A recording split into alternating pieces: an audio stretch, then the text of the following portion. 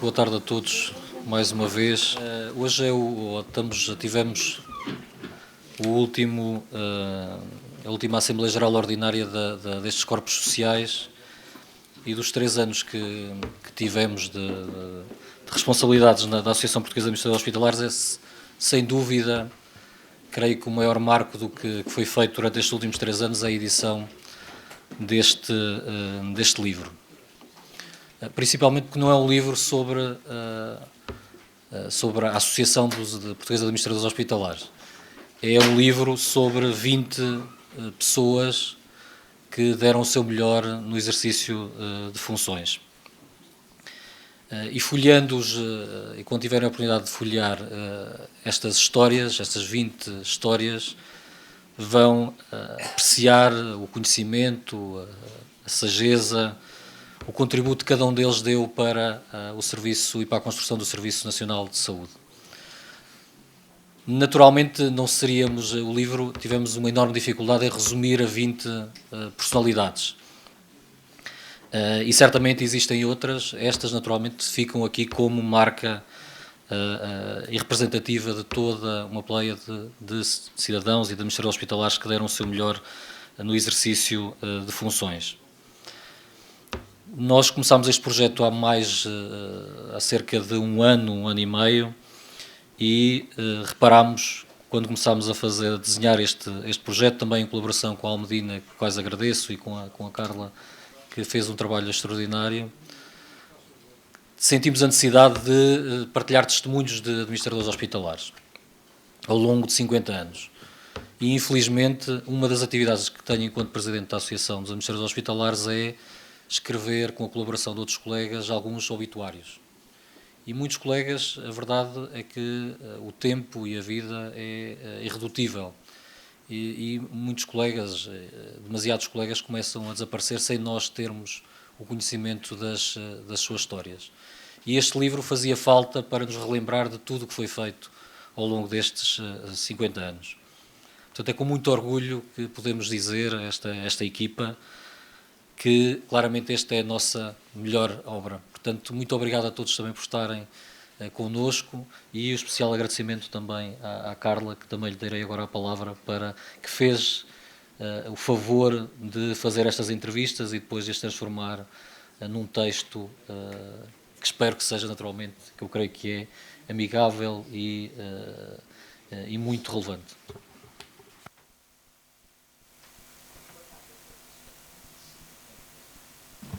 Aqui. Boa tarde a todos os presentes. Boa tarde, Dr. Alexandre Lourenço, Dr. Paulo Macedo, Dra. Maria de Bem, Dr. João Pereira, todos os presentes. É uma honra estar aqui na apresentação deste livro. Como disse o Dr. Alexandre Lourenço, é um acervo com histórias que fazia falta reunir. Muitos episódios, muitas histórias contadas. Foi uma grande alegria fazer este percurso, estas viagens que fizemos por Lisboa, por Gaia, por Coimbra, Madeira, a falar com pessoas que tinham tanto para nos contar. A equipa da APA, Dr. Alexandre Lourenço, Dra. Raquel Chantre, foram imprescindíveis. Miguel, Dr. Miguel, na orientação deste trabalho, que espero que gostem de ler. Penso que ficou bem conseguido e que é um bom apanhado daquilo que não queremos que se perca. Uma história de 20 administradores hospitalares com muita relevância na saúde, na administração hospitalar, claro, e diria os nomes que penso que ainda não foram referidos: o professor Dr. Correia de Campos, Dr. Eduardo Sá Ferreira, Dra. Fernanda Dias, Dr. Júlio Reis, Dra. Conceição Estudante, Dr. Jorge Simões, Dra. Rosa Matos, Dr. Manuel Delgado, Dr. Francisco Ramos, Dr. Jorge Varanda, Dr. José Carlos Lopes Martins, Dr. Delfim Rodrigues, Dr. Irmelinda Carrachás, professor Dr. Vasco Reis, professor Dr. Menezes Correia, Dr. Menezes Duarte, professor Dr. Nogueira da Rocha, Dr. Pedro Lopes, professora doutora Ana Escoval e a doutora Marta Temido.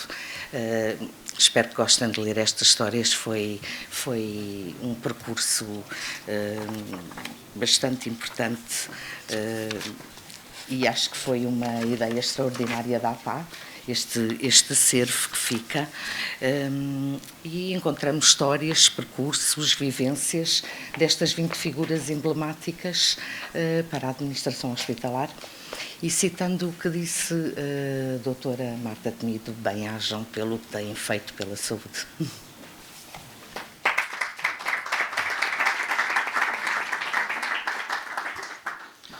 Nós convidámos para comentar o livro 2 não administradores hospitalares, com larga experiência na gestão também em saúde e com elevadas responsabilidades na governação do país.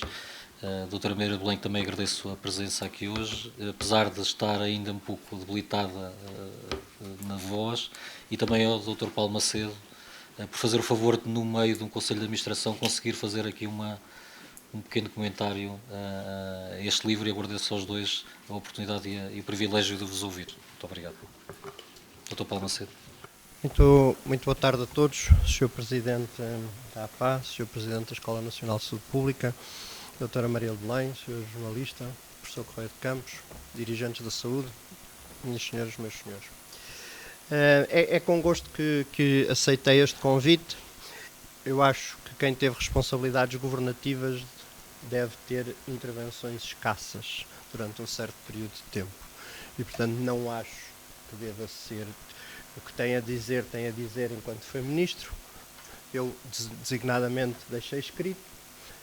E, portanto, é uma exceção de facto que estou aqui, e é uma exceção porque se reúne a saúde, reúne-se a escola, reúne-se a gestão. E, portanto, devo dizer, portanto, isto em termos de introdução. Relativamente ao livro, li-o com imenso gosto. O livro é um livro que se lê muitíssimo bem. É um livro que é bastante interessante, tem como vão ver, tem várias histórias na primeira pessoa, percursos de vida, etc., mas tem ao mesmo tempo muitos testemunhos de gestão concreta, de experiências concretas, daquilo que foi bem sucedido, daquilo que as pessoas pensam que são bons casos, e, portanto, de facto, é um livro que se lê com muito agrado. Gostava de, nesta intervenção, eu peço desculpa que depois não vou poder ficar, mas nesta intervenção gostava, portanto, de comentar alguma coisa do que está no livro e alguma coisa que eu também penso que deve fazer parte dos desafios da administração hospitalar. Em termos de... Este livro e esta escola são bastante oportunas, não é? Nós vemos citações destas ao longo dos tempos. Encontramos-las na Organização Mundial de Saúde, depois encontramos-las em vários fóruns dedicados, encontramos-las em fóruns universitários, ou seja, claramente a questão da gestão na saúde é fulcral. Como sempre, a única coisa que interessa é o que é que se faz com uma coisa escrita, como é que nós materializamos isso. Portanto, como é que, no fundo, nós basicamente, toda a gente deve concordar com o que está ali, não é? Dito pela Organização Mundial de Saúde em 2013, mas, de facto, como é que nós conseguimos uma melhor governance, uma melhor liderança, uma melhor, no fundo, administração daquilo que é aceito por todos como o bem mais precioso para os seres humanos. Portanto, partindo deste princípio, de facto, tudo o que nós estudamos nestas áreas tem uma importância grande. E tem uma importância grande na prática do dia-a-dia, mas também na conceptualização e, sobretudo, um valor acrescentado quando deixamos os truísmos e quando deixamos as verdades lá para Alice e quando, de facto, debatemos o que há para debater. Porque na parte dos truísmos, como o nome indica, estamos mais ou menos todos de acordo. Portanto, é preciso saber, de facto, nas questões que são polémicas, e muitas são levantadas pelos autores nos livros, não é? Desde alguns que falam em que mais vale discutir essas questões e ser assobiados do que não ser discutidas, não é? É o meu caso. Portanto, do que alguém que pois se queixa da falta de financiamento e que a vida é difícil e que os recursos são escassos, não é? Quando a gente aprende ainda no liceu que só se estuda a economia, os recursos são escassos, não é? Portanto, caso contrário, não são objeto de estudo, não é? Mas dizemos isto uns aos outros, não é? Parece que agora os recursos são escassos. Aliás, parece que não é de agora, parece que é de há uns anos a esta parte. E, portanto, aqui eu gostava de...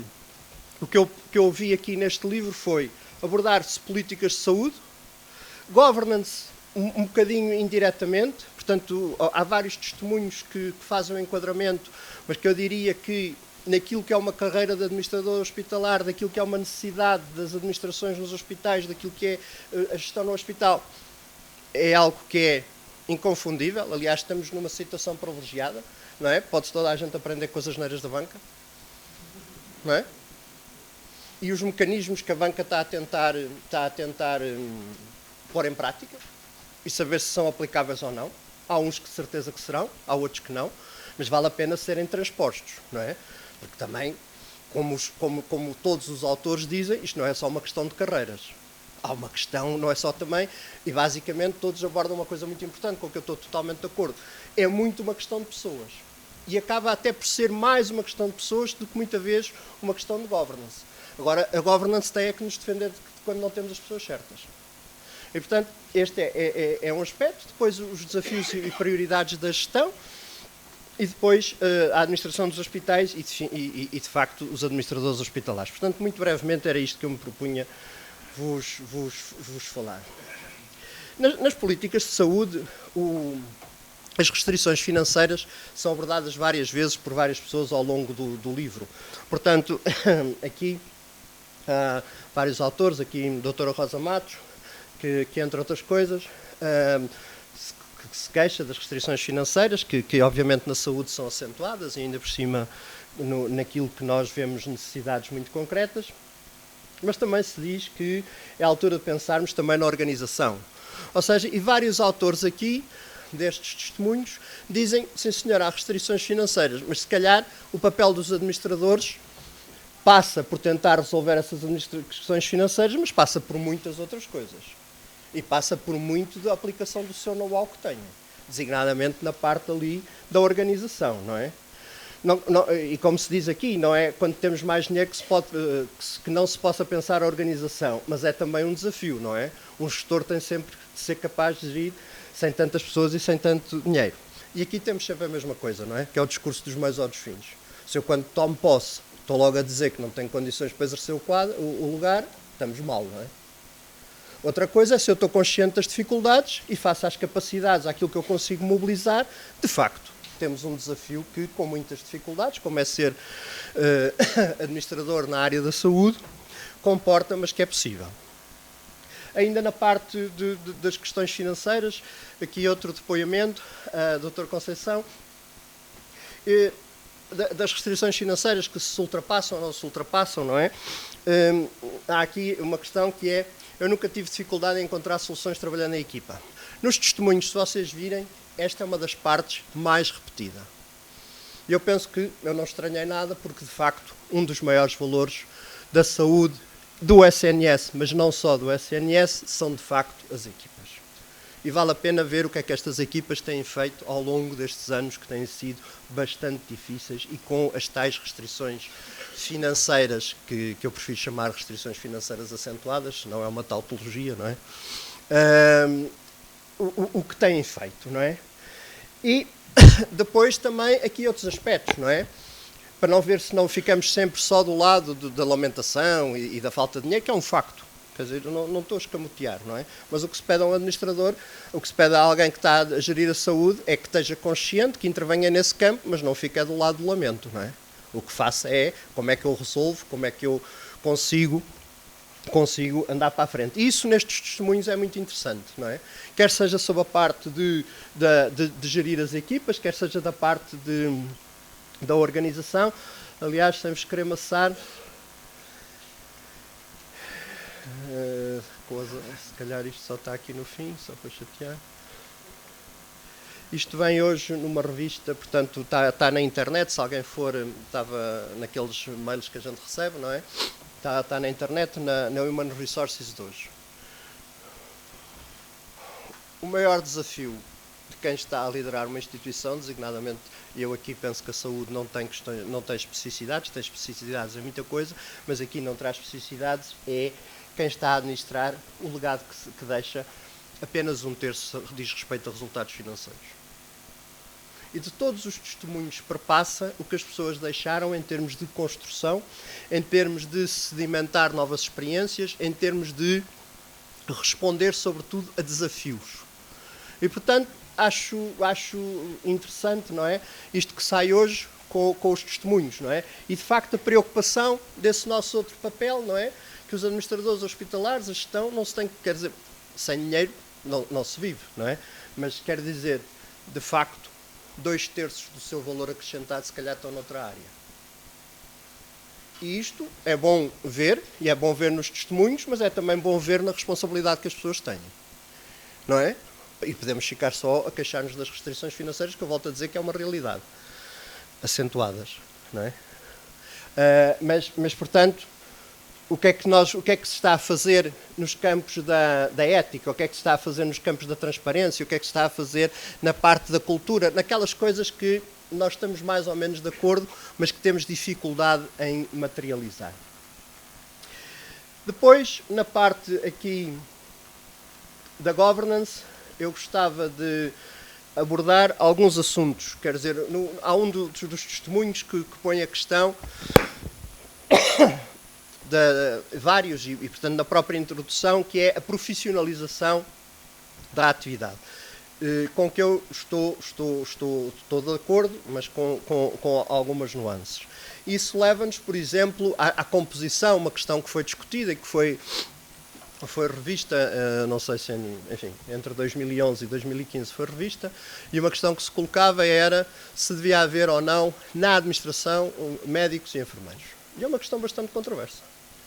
Porque se estamos a falar de gestão geral, podemos ter administradores hospitalares, e portanto, porque é que tem que haver alguém? A opção na altura foi de que é muito difícil um conselho de administração de um hospital funcionar sem ter dentro dele próprio, no seu seio, alguém que percebe de uma maneira muitíssimo mais aprofundada, ou seja, que tem uma formação de raiz nas partes essenciais e dos stakeholders essenciais, como são o caso dos médicos e dos enfermeiros. E, portanto, pode-se decidir de outra maneira, mas quer dizer, isto já era o que seguia e optou-se por manter. A minha preocupação neste momento é muito mais os hospitais, como todos sabem, não é? Já fizeram muitos destes exercícios, já falaram muito. Se vocês forem desde Viana do Castelo até Faro, basicamente os hospitais em 14, 13 dos nossos distritos são as maiores empresas de cada distrito, certo? E, portanto, o que isso quer dizer em termos de orçamento e em termos de pessoas e em termos de complexidade. Um dos testemunhos diz, e eu concordo, que a atividade do hospital é claramente uma atividade de complexidade diferenciada. Não é? E há muitas atividades de complexidade, não é? Mas quer dizer, e portanto, precisa de um enquadramento específico. Mas o que eu penso que, neste momento, a tal questão que devemos ver é, se calhar, estou numa altura em que um hospital, o Santa Maria, ou o Chuco, o São João, tem um orçamento maior que todo o Ministério dos Negócios Estrangeiros com as nossas embaixadas e redes consulares. Certo? E, portanto, se calhar precisa de um outro tipo de gestão. Ou seja, com outro tipo mais profissionalizado, e eu estou de acordo. Não estou de acordo que se tire os médicos e os enfermeiros, pelas razões que daqui a um tempo podemos ultrapassar, mas com outro tipo de contributos que um Conselho de Administração tem hoje que ter, como por exemplo na área tecnológica. Não é? Não faz sentido um grande hospital hoje em dia não ter uma forte presença de alguém que saiba de saúde digital. Não faz, nenhum. É que não faz nem pouco nem muito, nenhum. Não é? E, portanto, tem que haver aqui o chamar de outras valências e aprender, de facto, com quem tem este tipo de requisitos, sendo que estes próprios não executivos têm a obrigação de fazer o challenge aos executivos. E isto é uma coisa que demora a aprender, quer dizer, demora a solidificar. Mas esta é uma das grandes alterações que deve ser feita, no meu entender, na administração dos hospitais, designadamente daqueles que são de dimensão. Depois, em termos de governance, os critérios de nomeação. Um dos testemunhos fala em, por vezes, o critério para a escolha das pessoas foi, embora nem sempre, mais esse, penso que se estava a referir à questão política. E, de facto, uma das formas de combater isso é com a tal profissionalização, uma das formas é aprofundar conceitos como o da CRESAP, e outra das formas é, de facto, haver exigências mínimas. Por exemplo, ninguém pode ser administrador de um banco que não tenha 10 anos de experiência na área bancária. Ninguém pode ser presidente de um banco que não tenha 5 anos de administrador de um banco. Podem vocês dizer, não deu grande coisa, mas também a regra é nova, não é? Portanto, temos que dar aqui algum tempo, não é? Quer dizer, só podem dizer que não é grande coisa para o futuro. Porquê? Porque é uma área onde a governance portou-se mal, onde se viu que falhava e há um conjunto de regras. Parece-me um bom exercício exigir tempos mínimos de experiência efetiva. E reparem que isto faz muita diferença. Depois dizemos sempre, então, mas e pessoas tão competentes não podem aceder? Podem, depois de fazer esta experiência. E, portanto, não estamos a falar de nada de impossível, não é? Quer dizer, as pessoas que nós pomos como presidentes dos hospitais não são pessoas propriamente também de 20 e tal anos, não é? Portanto, quer dizer, podem perfeitamente ter 5 anos de experiência como administrador. Não é nada de outro mundo. E os critérios políticos, eu acho que, portanto, existem, mas de qualquer maneira, quer dizer, há várias pessoas que estão aqui na sala que foram nomeadas para os mais diferentes exercícios por governos totalmente distintos, não é?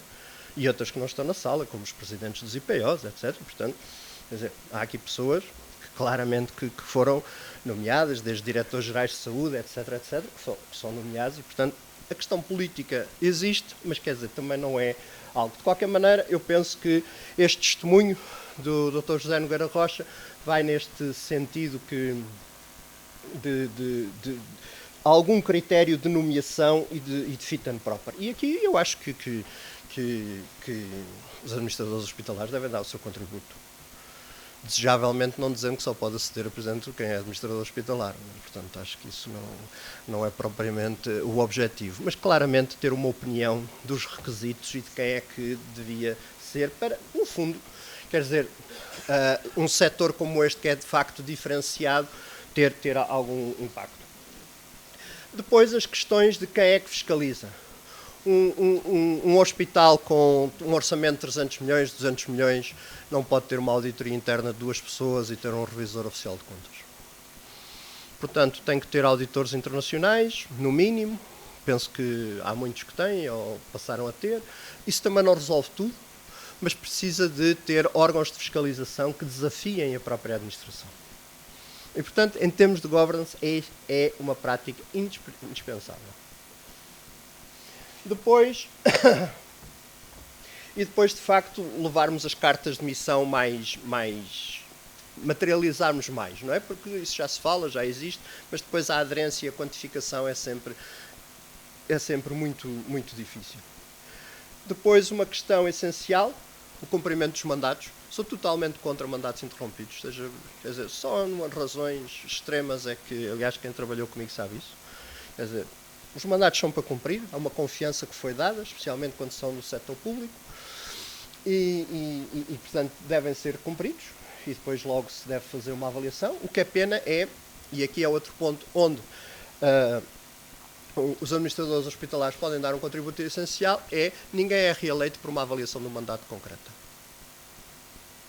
É indispensável haver uma avaliação do mandato concreta, escrita e antecipada em vários meses ao fim do mandato. É uma coisa muito simples. E ficará tanto mais simples quando houver as cartas de missão a sério. Quem é que gosta de ser avaliado? Quase ninguém, não é? Só os melhores dos melhores. É preciso ou não? Como é que eu estou a reeleger conselhos que não há uma avaliação escrita? Documentada para poder ser escrutinada, quer dizer, o escrito não é nenhuma, é só uma questão de escrutínio, não é? E portanto são questões que que me parece. Depois, outra questão que me parece muito importante foi a questão da gestão intermédia. E quando se falou, várias pessoas, designadamente o Dr. Francisco Ramos, falaram desta questão dos administradores hospitalares e da gestão intermédia. Aliás, isto é uma coisa que o professor Correia de Campos também já escreveu há algum tempo sobre isto, que é, nós muitas das vezes falamos na carreira de administrador hospitalar, mas depois, quer dizer, fica ali uma questão, quer dizer, o administrador hospitalar é para quê? É porque administrador tem que ter um lugar cativo? É para ser presidente? É para ser administrador? É para ser... Quer dizer, parece que, de facto, como diz aqui o Dr. Francisco Ramos, a questão da gestão intermédia devia ser um primeiro passo, devia ser algo que, desejavelmente, podia ser preenchido e podia coexistir mais naturalmente numa organização e numa fase evolutiva. Depois, a questão, de facto, se na saúde conseguimos ter estes checks and balances. Portanto, estão aqui pessoas que já nomearam muita gente. Não há ninguém que nomeie mais administradores em Portugal do que os responsáveis da saúde. Porquê? Porque há 55 hospitais. 55 vezes 4 são 200 e tal administradores que são nomeados. Não há nenhum outro ministério. As finanças nomeia metade disto. Certo? A agricultura não conta. Etc, etc, etc. Ninguém nomeia mais pessoas que na saúde. Portanto, claramente é na saúde que é preciso uma maior triagem, uma maior responsabilização e, sobretudo, uma avaliação. Não é pedir coisas impossíveis às pessoas da saúde, porque não são super-homens. Fazem muito e fazem coisas como manter o sistema de saúde com níveis muito, muito positivos em termos de outputs. Agora, vale a pena pensar que aqui sim está uma das especificidades da saúde. E isso é outra coisa que no livro se fala várias vezes. É das especificidades da saúde. Eu, cada vez que alguém me vem dizer que um setor é muito específico, não se pode aplicar as regras gerais, fico sempre pé atrás. É logo. Na saúde, claramente, há uma especificidade que vale a pena terem atenção. Depois, propriamente, a administração dos hospitais. Todos os testemunhos falam, sem dúvida, na questão das pessoas. E penso que isso espelha o reconhecimento que há aos profissionais de saúde, mas que também há às equipas de gestão. E aqui, permitam-me, não é? Eu claramente sou um defensor, e penso que todos, da qualidade dos nossos profissionais de saúde, raramente se louva uma equipa de gestão. As pessoas não se lembram. Aliás, os dirigentes da função pública são mal amados, não é? Não são bem vistos nem à direita nem à esquerda. A esquerda tem um trauma com eles, não é? Portanto, se é dirigente já não deve ser bom, não é? E depois à direita, quer dizer, à direita é da função pública e tal. E portanto, de facto, há aqui que dedicar algo dedicar um tempo bastante mais importante. Depois é a questão das prioridades, a tal questão de 1/3, 2/3 que nós vimos e que eu penso que isso perpassa. E depois é aquelas coisas que nós damos importância, mas que temos muita dificuldade em materializar, não é? E nós na saúde, algumas pessoas, coitadas, já tiveram que me ouvir várias vezes no passado, mas, por exemplo, as questões da cultura, não é? Nós estamos todos numa cultura, defendemos todos uma cultura de adaptação e de evolução, não é? Mas quer dizer, o pior é que quando falamos de dirigentes, metade são observadores e comentadores, não é? Mas então e quem é que vai fazer a mudança? São eles. São eles quem? Deve ser os da João Crisóstomo, não é? Eu estou no hospital, são eles. Tem que haver sempre eles, não é? Porque, de facto, o que é difícil é convencer as pessoas a assumir a sua atitude de atores e de autores, não é?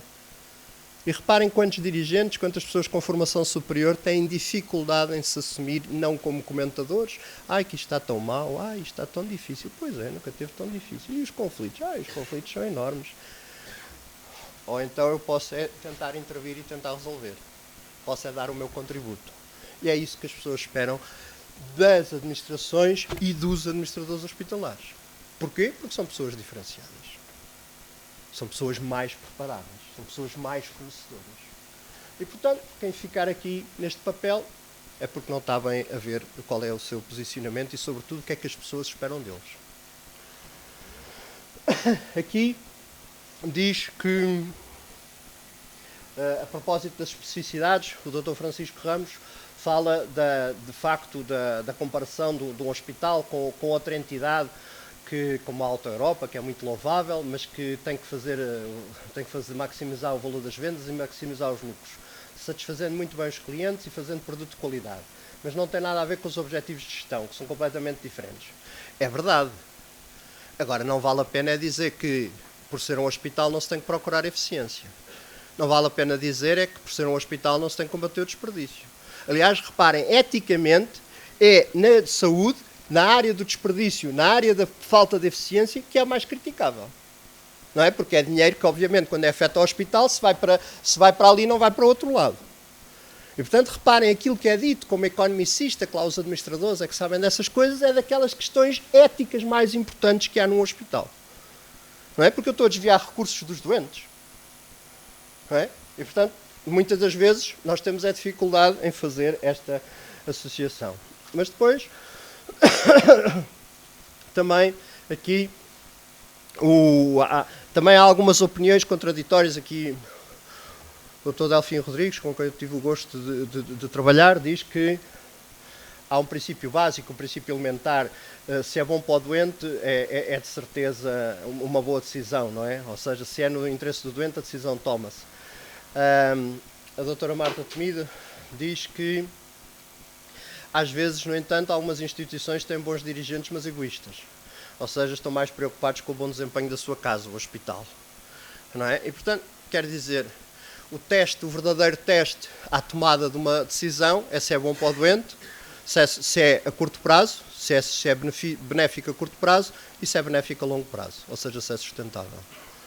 Não é? E, portanto, quer dizer, também achei interessante esta visão. Não acho que nenhuma delas esteja errada, mas, quer dizer, não dizem claramente a mesma coisa. Não é? Não dizem a mesma coisa, não vale a pena. E como o Dr. Alexandre Lourenço disse, não estão todos de acordo, nem seria de esperar, entre 20 pessoas com experiências tão ricas que o tivessem. Mas pareceu-me interessante. E depois, enfim, uma ênfase que eu dou muito grande na avaliação. Vocês reparem, por exemplo, só aqui falando brevemente, na Caixa Geral de Depósitos nenhum diretor de topo alguma vez foi avaliado. Um diretor central, já para não falar de nenhum administrador, não é? Avaliar administradores. Nós hoje somos avaliados, temos bom mais, medíocre menos, suficiente mais, etc. Temos empresas de fora, temos uma comissão de remunerações, depois temos o Estado e depois ainda temos uma comissão de nomeações e avaliações do próprio Conselho. Só temos mesmo é que trabalhar, porque para avaliar estão lá 20. Portanto, quer dizer, e aqui, por exemplo, assumo um dos meus pesares foi não ter conseguido implementar a avaliação dos médicos no SNS. Com o qual os sindicatos sempre disseram que estavam de acordo. Do qual sempre havia a totalidade, o acordo a 100%. Mas uma coisa é tal questão, não é? Uma coisa é altruísmo, outra é materializá-lo, não é? E, portanto, esta é algo que eu deixava. Depois, para terminar, há muitos outros desafios na saúde. Isto porquê? Porque perpassa por muitos dos testemunhos a questão financeira, que é incontornável, não é? Mas, por exemplo, aqui, o Dr. Eduardo Sá Ferreira, o sistema de financiamento, fala dele. Eu, sinceramente, acho que, enquanto não pusermos alternativas concretas em cima da mesa, não vamos muito longe. Imposto sobre o tabaco, sim ou não? A taxa da televisão, porque é que vai para... na eletricidade, porque é que vai para a televisão, porque é que não vai para a saúde? Ou seja, eu só entendo discussões concretas. Questões de financiamento, isso, sinceramente, já passei essa fase. Não é? Ou seja, quais são as opções que as pessoas têm que decidir? E que decidam se querem que a taxa de televisão vá para a Lusa e para a RTP, que é perfeitamente... Eu defendo o serviço internacional, portanto estou à vontade, ou se querem que vá para a saúde. Agora, é opções. Não é? E fica muito mal a alguém o que dizer tem que haver mais dinheiro. É isso. Isso não é preciso ser administrador hospitalar, com todo o respeito. Isso é conversa ali de café. Não é? E, portanto, tem que haver, quer dizer, como é que nós nos posicionamos nesta discussão. E penso que há aqui pistas interessantes em todos estes testemunhos, não é? Não só as pessoas dizem que têm restrições financeiras, mas ao mesmo tempo também falam de outros aspectos, não é? E aqui, mais uma vez, a organização dos hospitais, o grau de autonomia das direções de serviços, como dizia o Francisco Ramos, aqui a possibilidade de cruzar dados técnicos, enfim, vários pormenores. Portanto, aqui não se fica só em generalidades e histórias de vida, vai-se a questões concretas que me pareceram interessantes. E tão interessantes quando nós hoje em dia sabemos que quer dizer, a questão do financiamento, dos recursos financeiros é imprescindível, mas quer dizer, o que é que a sociedade toda nos pede a nós?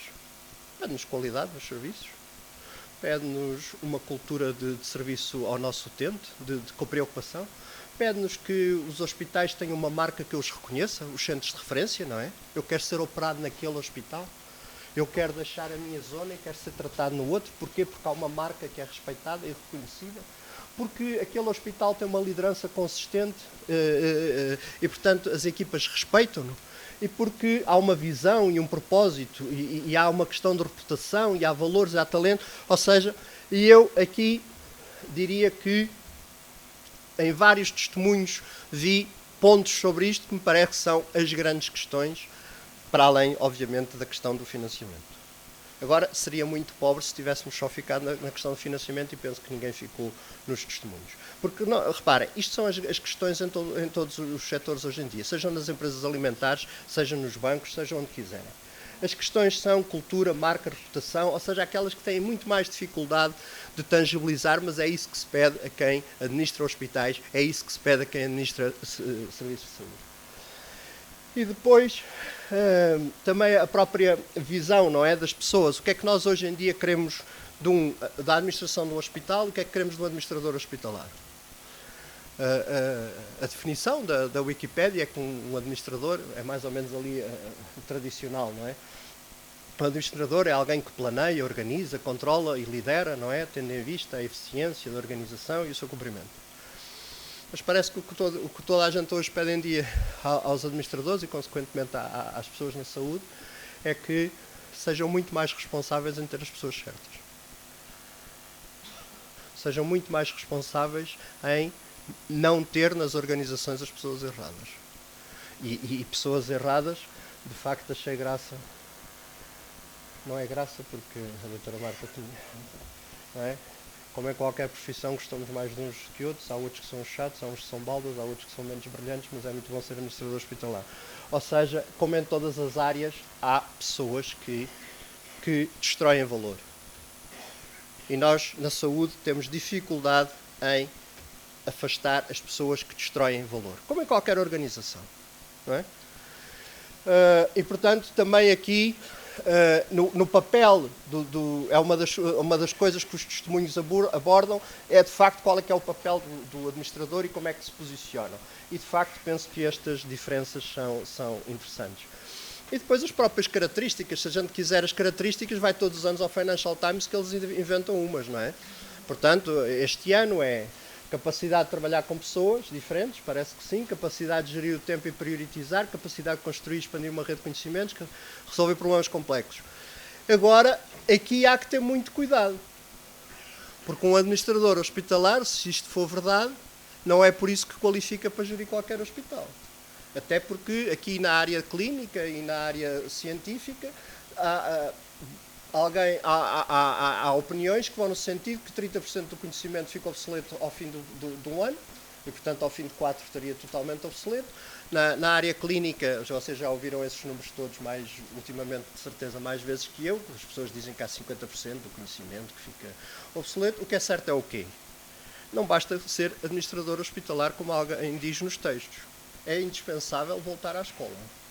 E a escola tem que incentivar que se volte à escola com maior especialização em áreas mais específicas, de valor acrescentado inequívoco, e se há uma carreira para ser feita, essa carreira também deve contemplar esta questão de voltar à escola. E, portanto, ninguém pense que é por ter a qualificação que fica, de certeza, apto para tudo. Isso é um contrassenso total com aquilo que, hoje em dia, é o que é comumente aceito, não é? E, portanto, não sei se fica obsoleto ao fim de 3, 7, 4, 7, 5. Por exemplo, eu até tenho a opinião que não se fica obsoleto em questões essenciais como de valores. questões éticas não ficam obsoletas. Agora, as técnicas, essas podem ficar, certo? E, portanto, aqui também há esta questão. E para terminar, na parte dos administradores hospitalares, que é, de facto, há aqui muitos testemunhos, o Dr. José Carlos Lopes Martins, que diz que pôr na agenda a reformação da carreira, primeiro vamos ter que demonstrar qualificação, só depois podemos exigir remuneração. O que dizem os administradores hospitalares é que já demonstram a qualificação há muito tempo, não é? E, portanto, quer dizer, querem ver se há qualquer coisa que também se materialize mais rapidamente. Portanto, e aqui foi a tal subida dela, não é? Segundo aqui consta, não é? Mas de facto, quer dizer, se nós fazemos concursos de popularidade e fazemos concursos para ficar, quer dizer, para dizer todos uns aos outros o que é que queremos ouvir de consoante as audiências respectivas, não acrescentamos muito, não é? E portanto, o que ele diz aqui é, de facto, se calhar é difícil ter uma carreira com uma tabela anexa, embora eu sou defensor de que se tem que apresentar ao que se vai. Esta carreira custa tanto, não vale a pena, como em tempos, não é? Negociar a carreira e depois essas minudências disso do dinheiro fica para depois, essas coisas, porque os senhores não falam dinheiro, não é? Isso é que não. Isso é que não. Vale a pena apresentar. E depois, quais são as escolhas? Não é? Mas dizer que há escolhas, não é? E aqui é ter uma carreira, a alternativa é ter uma carreira baseada na qualificação enfim, é uma posição clara sobre a evolução. Não é? Da mesma maneira que o Dr. Francisco Ramos também apresenta aqui uma evolução, uma afirmação muito clara, não é? Se deve haver formação específica, ele não tem dúvidas, eu também não tenho dúvidas, inclusive defendo uma formação mais especializada continuada, e portanto acho que deve-se preparar o voltar à escola, com diferentes graus, portanto claramente que sim. Depois, se isso deve conduzir a uma super especialização na prática de gestão, enfim, e porque as várias profissões querem imitar a profissão médica, isso aí, mais corporativismo e ordens, penso que estamos servidos em Portugal. E, portanto, é uma opinião minha clara. O que não quer dizer, e eu defendo as carreiras. Aliás, entre 2011 e 2015, fizemos concursos para tudo o que foi consultores, para o topo da carreira, precisamente porque as carreiras são discutidas. Por exemplo, o professor Lobo Antunes era contra as carreiras, se lembram, e se alguém o ouviu sobre isso. Portanto, era contra, porque dizia que, obviamente, devia ser o mérito, e não devia cá questão nenhuma de carreiras. Eu, pessoalmente, sou a favor. Porquê? Porque eu acho que é preciso ter pessoas para fazer formação, acho que é preciso termos uma estrutura hierarquizada, mas onde não é obrigatório que a pessoa que está no topo da carreira seja por isso que seja administrador ou que seja diretor de serviço. São coisas muito diferentes. Muito diferentes. Não é? E portanto, e depois, enfim. E depois, esta minha questão do conhecimento, do voltar à escola, é absolutamente essencial. Porque não é por alguém ser administrador hospitalar que tem emprego para a vida. Agora, aliás, porque a nossa empregabilidade depende das nossas competências, mas sobretudo, como está ali, eu gosto mais da definição da direita, sobretudo, quer dizer, depende da nossa aptidão para aprender. E eu acho que a área de saúde é uma área privilegiada, porque vive tão perto com o conhecimento que as pessoas sabem que têm que se atualizar. Portanto, os meus parabéns pelos testemunhos, espero não ter dito só truísmos, e gostei muito do convite e do livro. Muito obrigado.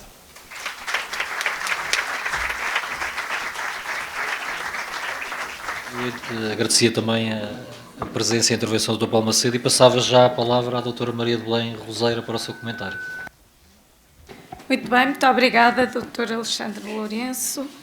Queria cumprimentar também a Dra. Carla Pedro e o seu trabalho de compilação destas 20 entrevistas, que estão todas muito interessantes e que foi um gosto ler neste livro que o professor Alexandre Lourenço me pediu para apresentar.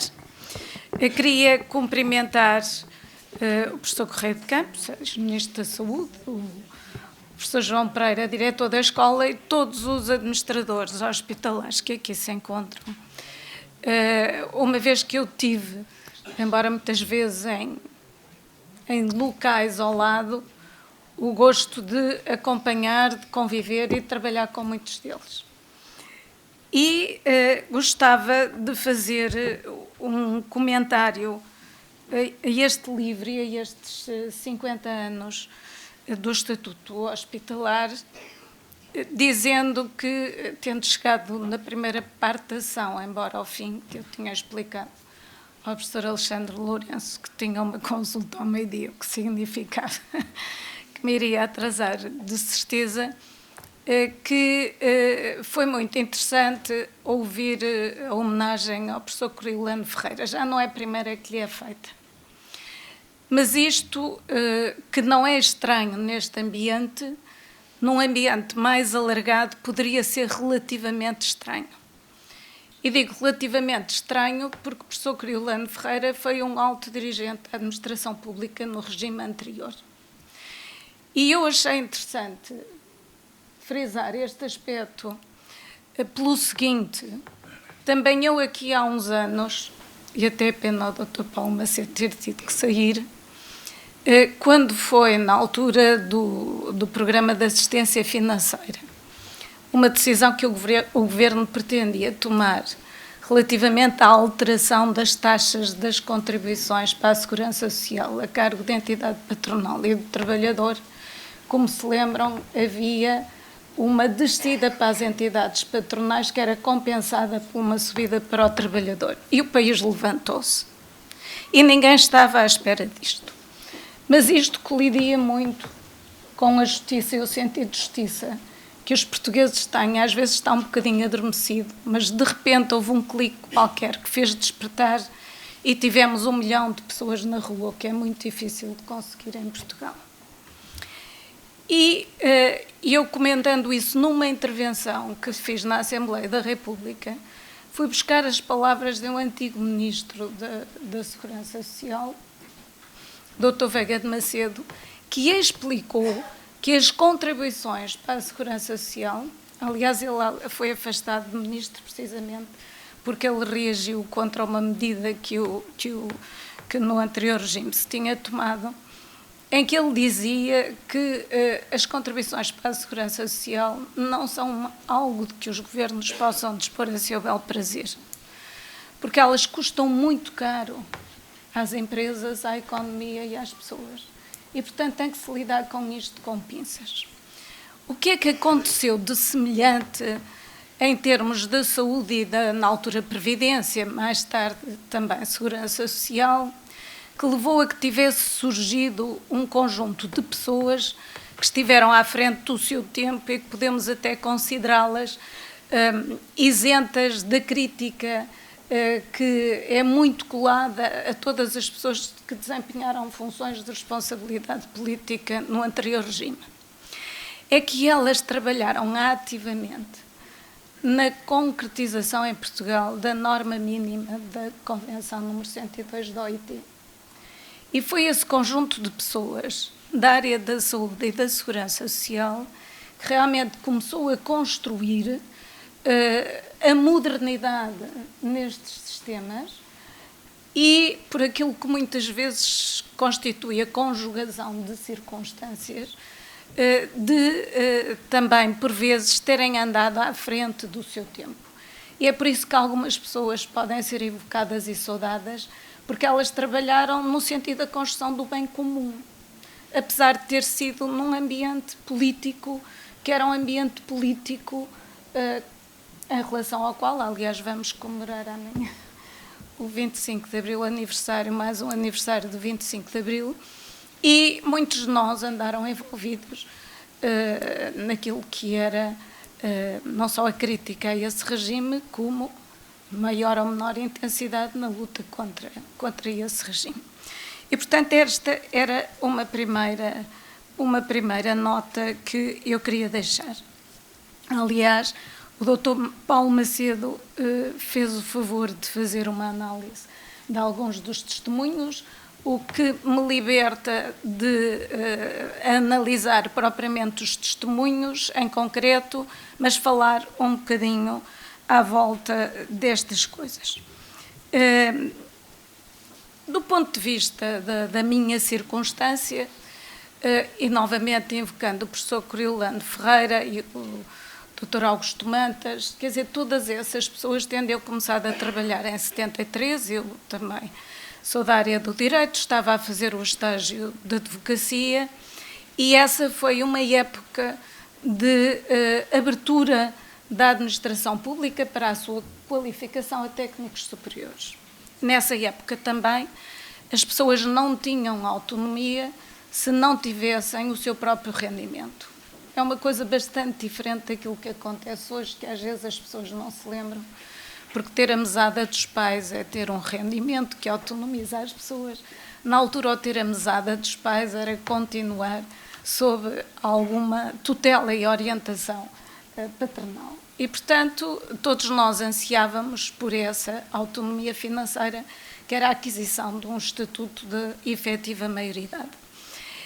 E eu aproveitei precisamente essa abertura para poder fazer o estágio de advocacia não pago, como todos sabem naquela época, ainda é assim em relação a algumas pessoas, e entrei nos quadros da Direção-Geral da Previdência.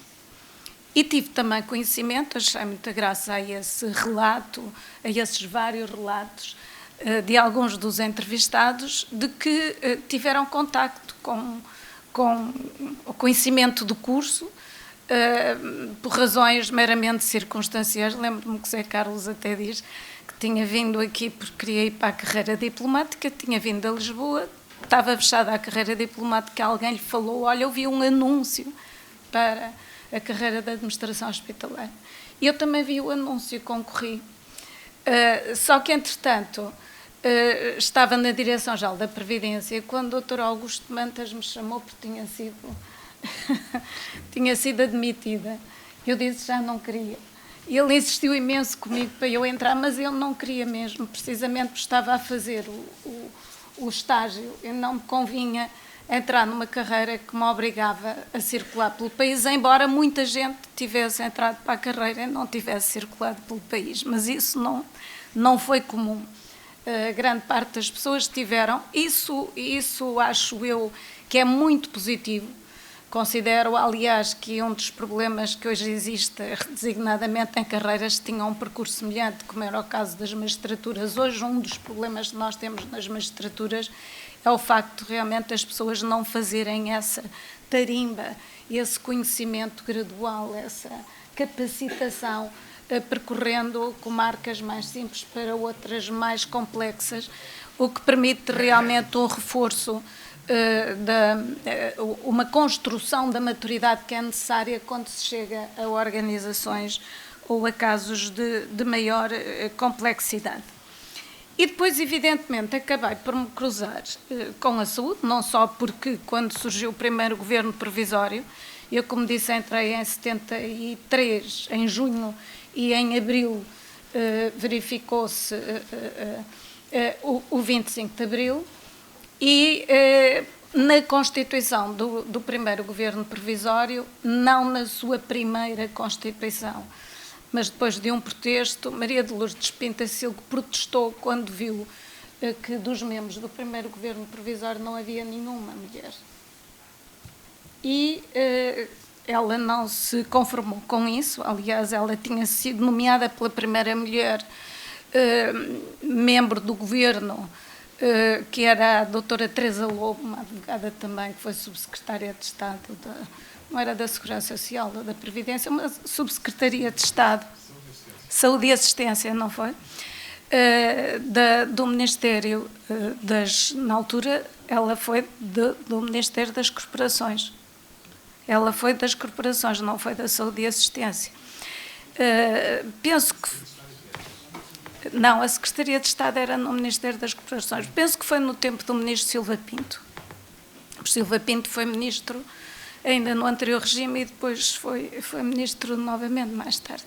E ela tinha criado aquela comissão que depois deu lugar à Comissão da Condição Feminina. Era um grupo de trabalho para ajudar a condição da mulher e, portanto, estava muito, muito sintonizada para a indispensabilidade de haver um equilíbrio de participação progressiva de género nas questões políticas, e ela protestou e foi convidada para secretária de Estado da Segurança Social. E foi preciso a minha direção-geral indicar alguém, indicou-me a mim, porque trabalhava bem em stress, não tinha problemas de horários, aliás, era uma coisa que na altura, no 25 de Abril, ninguém tinha problemas de horários, porque nós todos trabalhávamos com um entusiasmo extraordinário, até pela madrugada fora, foi uma época épica. E acompanhei-a depois como Ministra dos Assuntos Sociais. O Ministério dos Assuntos Sociais, aliás, foi criado em período democrático, até lá não havia. E foi um ministério que durou até 1983. E talvez seja interessante contar aquilo que levou a que ele tivesse acabado, porque é uma história que a maioria das pessoas não conhece ou julga que conhecendo acaba por a contar diferente daquilo que foi a realidade. E foi o seguinte: como sabem, o governo de 83 a 85 foi um governo do Bloco Central, na sequência de mais uma intervenção do FMI, e na altura Mário Soares já estava a preparar o elenco governativo e tinha convidado o Maldonado Gonelha, que tinha sido Ministro do Trabalho, para fazer uma coisa que era muito difícil de fazer, que era a integração dos acidentes de trabalho na Segurança Social. Porquê?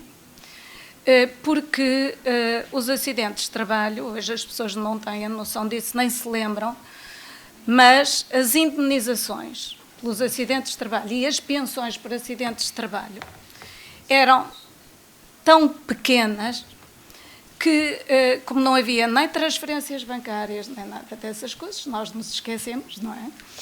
As pessoas gastavam mais dinheiro nos transportes, ou tanto dinheiro nos transportes, ou quase tanto dinheiro nos transportes como o valor daquilo que iam receber. Mas havia uma oposição muito grande, mesmo no seio do Partido Socialista, porque os sindicatos afetos a cada um dos partidos, em algumas áreas profissionais, e designadamente na área dos seguros, tinham muita força, e no Partido Socialista também tinham muita força. E nessa época, os acidentes de trabalho eram o único ramo rentável das companhias de seguros. Na medida em que a sinistralidade automóvel era elevadíssima, as companhias de seguros tinham ou prejuízo ou praticamente não lucro com esse ramo de sinistros e, portanto, precisavam de ter os acidentes de trabalho, e os acidentes de trabalho com tanto lucro para as companhias de seguros. E, portanto, achava-se que o Maldonado Gonelha, ou achava o Mário Soares que o Maldonado Gonelha era a pessoa certa para ter capacidade. Ele tinha introduzido grandes alterações na legislação de trabalho quando tinha sido ministro.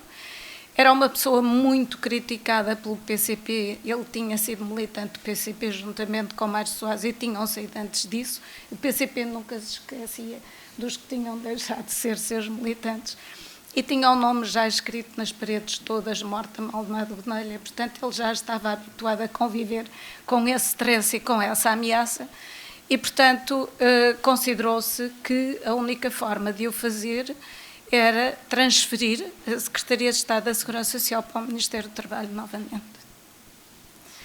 Só que à última hora, na reorganização e no entendimento que foi preciso fazer com o PSD para a organização do Governo, o Ministério do Trabalho ficou para o PSD.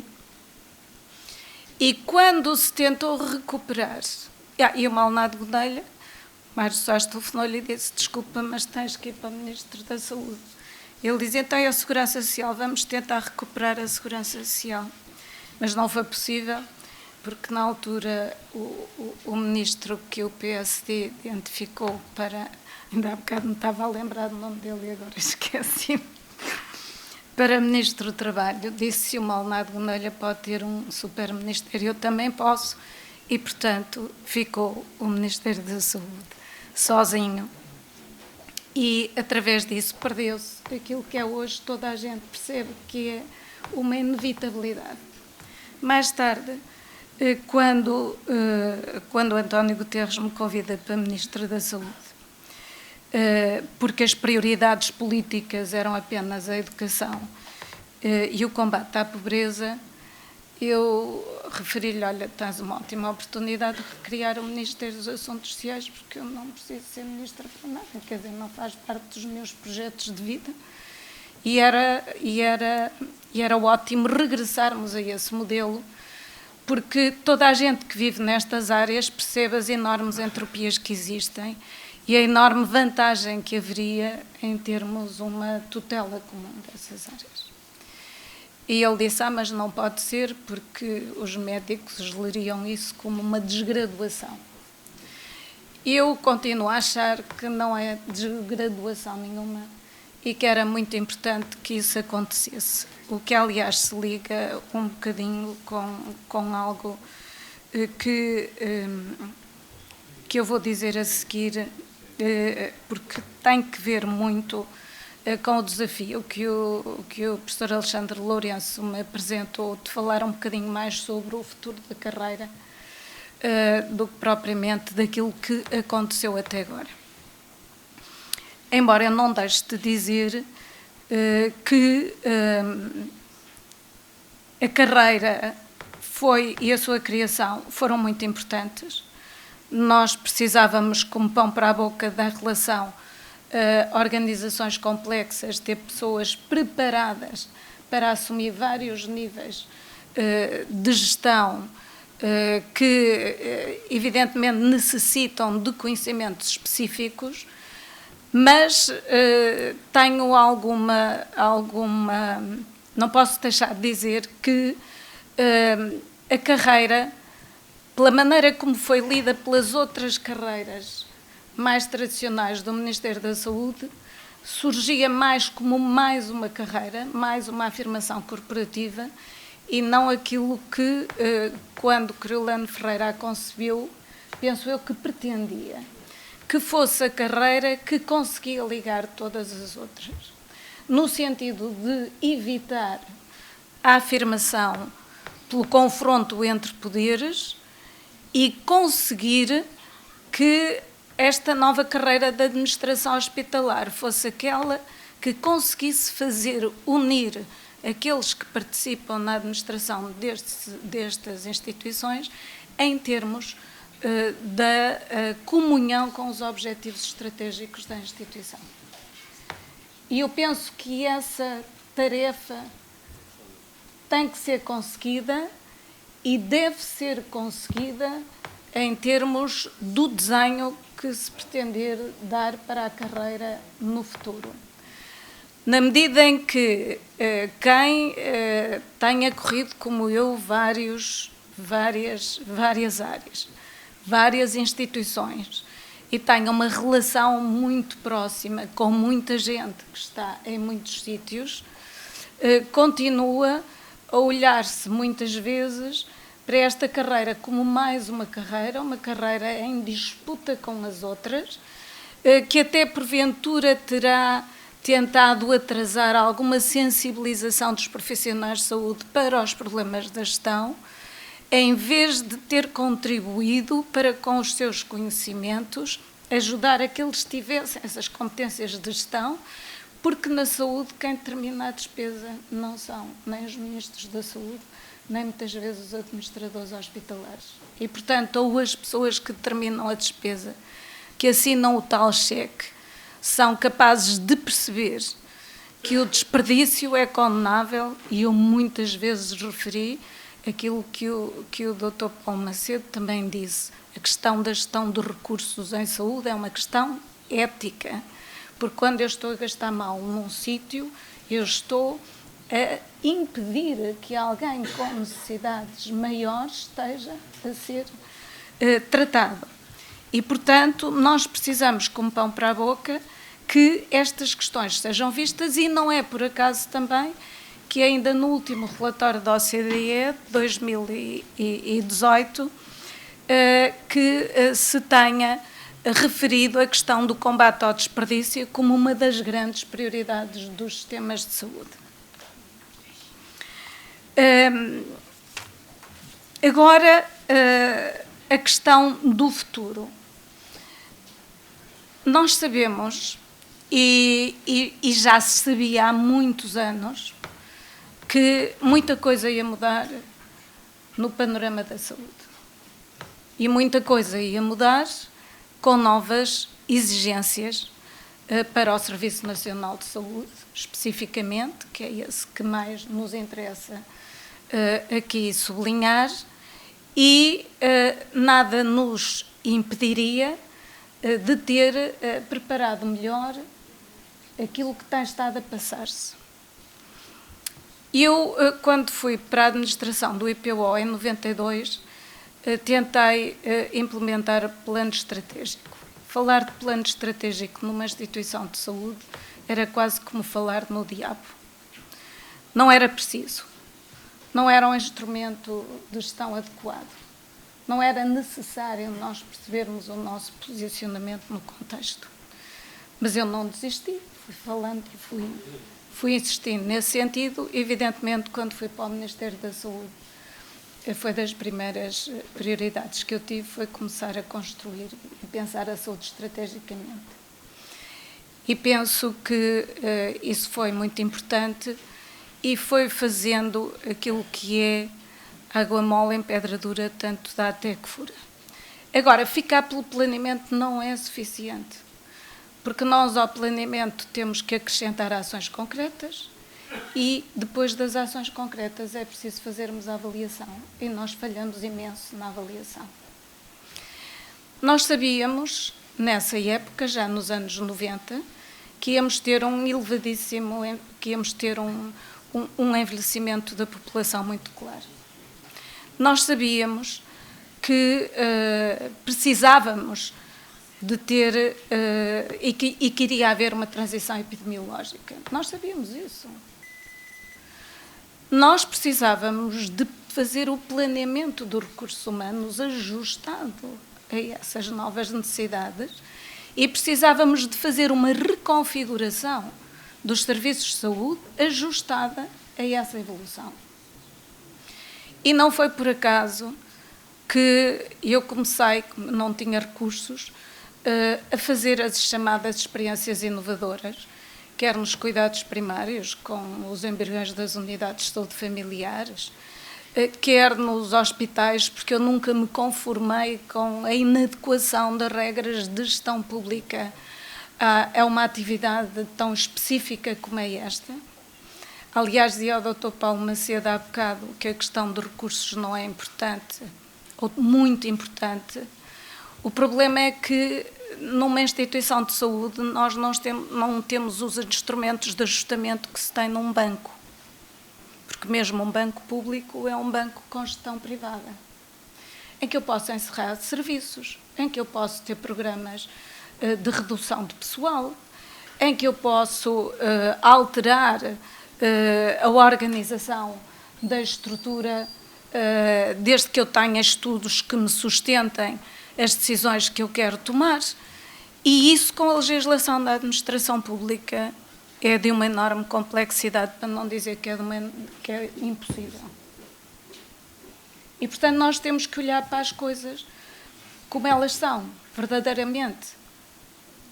E nós precisávamos de demonstrar que, com novos instrumentos de gestão, era possível fazer melhor e diferente. E, portanto, o novo Estatuto Hospitalar com a Feira foi o momento adequado, sair de novo, surgir de novo, num hospital novo. Da mesma maneira que era preciso caminhar para a integração de cuidados, e daí os centros, as unidades... Sim, as unidades locais de saúde. Depois também os sistemas locais de saúde, porque há muitas zonas do país onde eu devo contar com todos os que já estão no terreno. E é a melhor maneira de conseguir implementar em termos locais a saúde em todas as políticas, com uma forte articulação com as autarquias. E foi por isso também que se começou a trabalhar com a Segurança Social. Era o Álvaro de Carvalho, a pessoa que começou a fazer o estudo das capacidades funcionais nos idosos, precisamente para convencer a Segurança Social a que tinha que pagar a parte dos cuidados continuados que lhe competia, porque a saúde fazia o possível pelas pessoas na recuperação das suas capacidades, mas depois havia uma parte que tinha que ver com a falta de preparação das famílias ou a falta de condições sociais para que as pessoas saíssem da estrutura de cuidados de saúde e fossem para uma estrutura que substituísse as suas casas ou que, mantendo-as nas suas casas, reforçasse a componente de apoio domiciliário que era necessária em função de cada uma das situações. E, com algumas interrupções, vários responsáveis pela saúde continuaram, em meu entender e na minha leitura, bem, esses percursos. Onde é que eu acho que nós precisávamos de mudar imenso? E eu vou dizer talvez uma heresia para vós, mas se eu tenho necessidade de modelos integrados de prestação de cuidados, se eu tenho que reformular a filosofia do sistema para que as pessoas não andem perdidas, mas para que o sistema tome conta das pessoas, vá ao encontro das suas necessidades. Eu tenho, porventura, que deixar de falar e continuar a falar em níveis de cuidados que acentuam o preconceito para falar em administradores de cuidados de saúde e não em administradores hospitalares. Não sei se é uma heresia para vós, mas eu acho que se realmente nós continuamos a falar em coisas verticalizadas e completamente desligadas dos outros níveis, assim chamados, de cuidados à volta, e desligados daquilo que são as verdadeiras necessidades das pessoas, da prioridade que tem que ser dada à prevenção da doença e à promoção da saúde, ao acompanhamento dos percursos de vida, à gestão da doença crónica e da multiplicidade das doenças crónicas que cada doente crónico tem. E se eu me desligar do contexto onde as pessoas vivem, trabalham e morrem, que eu não estou a cumprir o meu papel como Serviço Nacional de Saúde hoje. E acho, sobretudo, que cabe aos administradores hospitalares darem um passo em frente. Porquê? Porque eles estão treinados para um nível de gestão de instituições mais complexas. Por serem mais complexas, também têm mais a noção, designadamente daquilo que também já aqui se falou, do novo papel que as tecnologias da saúde, ou do mais forte e mais importante papel que as tecnologias de saúde têm que fazer ao serviço destes modelos integrados de prestação de cuidado, os modelos preditivos e todo um conjunto de ferramentas que hoje o seu desenvolvimento vai permitir trazer e já está a trazer para o sistema de saúde. E, portanto, têm que ser os condutores, penso eu, desse novo modelo, têm que ser os agentes dessa mudança e têm que realmente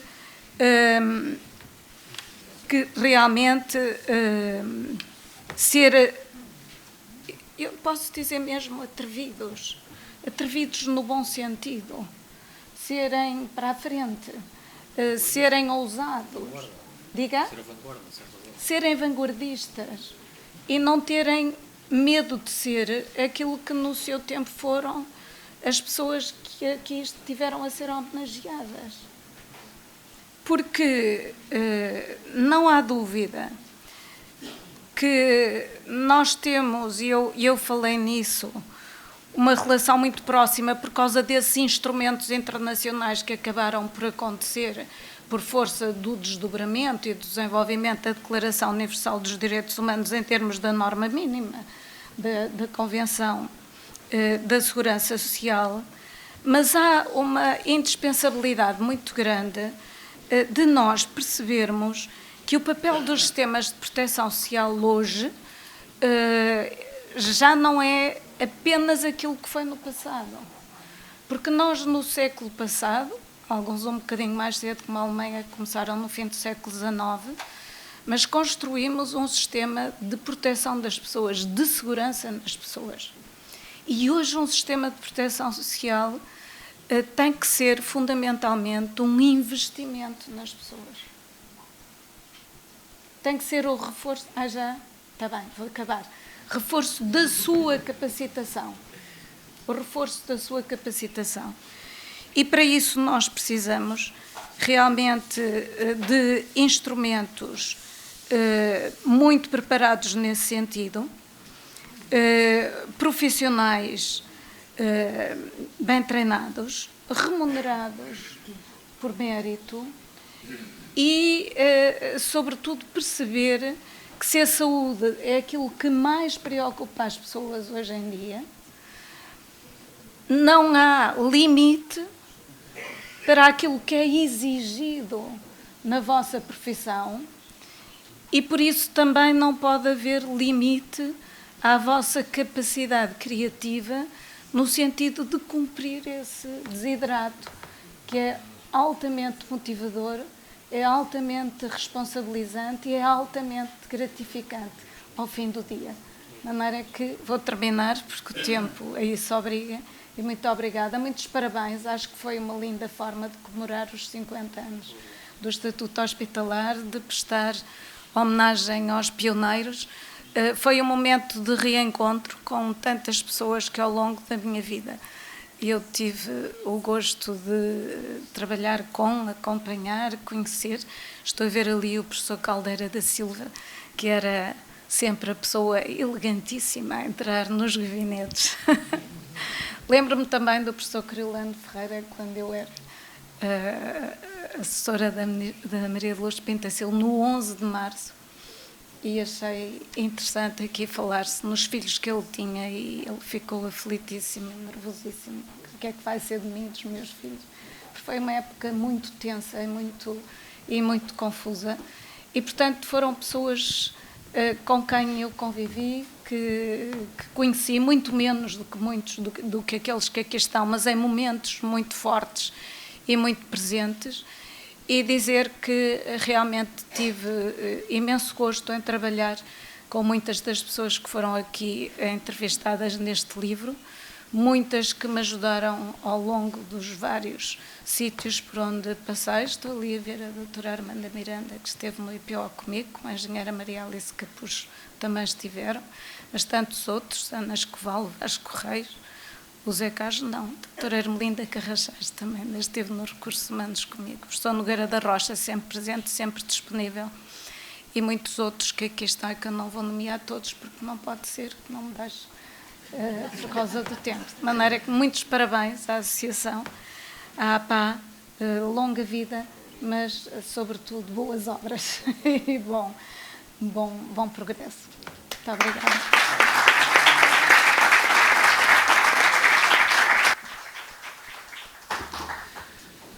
Muito obrigado, Dr. Maria Bem Roseira. Nós estamos a aproximar da hora de encerrarmos a sessão e depois seguirmos para o Porto de Honra, mas não queria deixar de dar a palavra. Nós temos 20 coautores deste livro e, se quiserem manifestar-se ou dar algum contributo, um contributo para a sessão sobre o livro e sobre o que é que ele também significa para vós.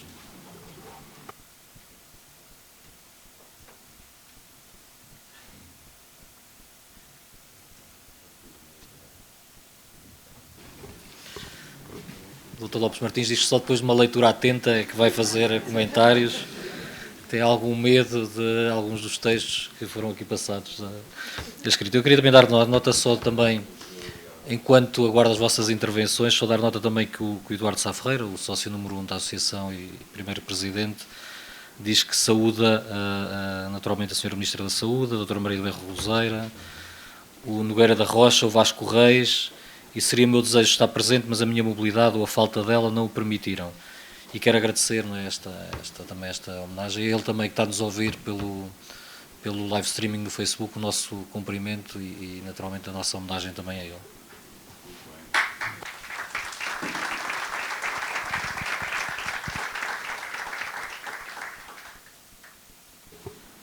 E se não temos mais nenhumas intervenções, estou a ver que todos querem ir para o Porto de Honra já imediato. Também desafiava os entrevistados, os testemunhos, a disponibilizarem-se para fazerem uma pequena sessão de autógrafos do seu testemunho. Eu próprio quero juntar aqui um conjunto máximo de registros da vossa parte. Portanto, muito obrigado a todos. Vamos seguir então ao Porto de Honra e muito obrigado por esta magnífica sessão.